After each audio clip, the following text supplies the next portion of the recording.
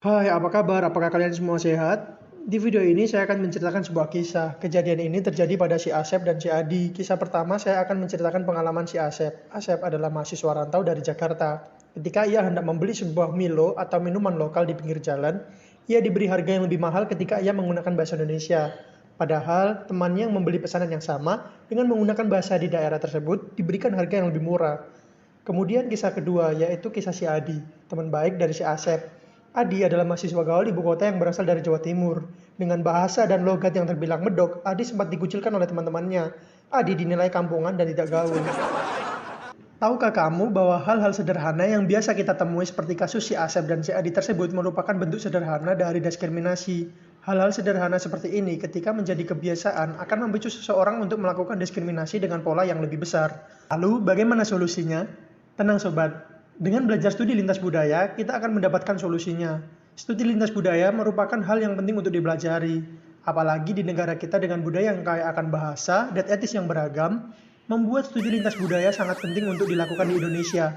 Dengan belajar studi lintas budaya, kita akan mendapatkan pengetahuan yang luas, skill dalam berkomunikasi, serta attitude yang baik yang berguna ketika kita masuk di lingkungan baru, seperti lingkungan perkuliahan maupun lingkungan pekerjaan, serta tidak lupa meningkatkan nilai toleransi. Jika kalian tertarik untuk mempelajari studi lintas budaya, silakan tonton video berikut dari kami. Oke sobat, di pelajaran pertama kita mengenai studi lintas budaya, kita akan membahas tentang bahasa. Bahasa berperan penting dalam interaksi manusia, kapanpun dan dimanapun. Bahasa juga berkembang seiring dengan berkembangnya suatu budaya. Untuk memahami suatu budaya, kita bisa mulai belajar untuk memahami bahasanya dulu. Bahasa sendiri memiliki beberapa fungsi, yaitu dengan bahasa budaya dapat terbentuk. Bahasa mampu mengomunikasikan ide dan menyentuhkan masyarakat. Bahasa juga meningkatkan kita akan kesadaran dalam berkomunikasi. Mengapa begitu? Karena saat kita sadar akan perbedaan bahasa, di situ kita juga akan sadar ada perbedaan budaya yang terjadi. Perbedaan inilah yang bisa memunculkan rasa empati kita saat berkomunikasi dengan orang lain yang berbeda budaya.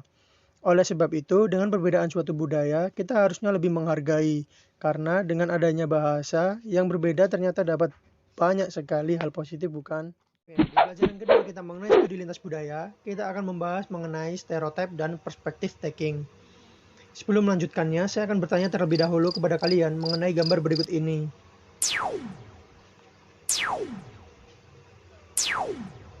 Nah, kira-kira apa ya yang ada di pikiran kalian setelah melihat gambar tadi? Dari semua yang kalian lihat, kalian pasti mampu memberikan pendapat atau melabeli tentang gambar-gambar yang ditampilkan berdasarkan pengalaman dan pengetahuan kalian, bukan? Hal tersebut disebut dengan stereotype. Lalu, apakah kalian tahu apa itu stereotype? Stereotype yaitu penilaian atau label kita terkait seseorang atau sekelompok orang tersebut. Lalu, bagaimana kita menanggapi stereotype?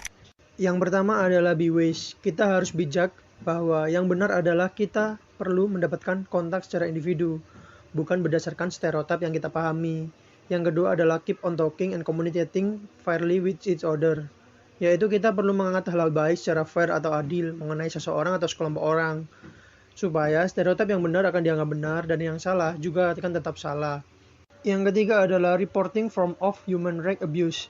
Jika kita mendapatkan hal-hal negatif tentang stereotip, maka kita perlu memberikan laporan-laporan hal-hal yang tidak baik tersebut kepada yang bisa menanganinya seperti polisi atau penegak hukum lainnya.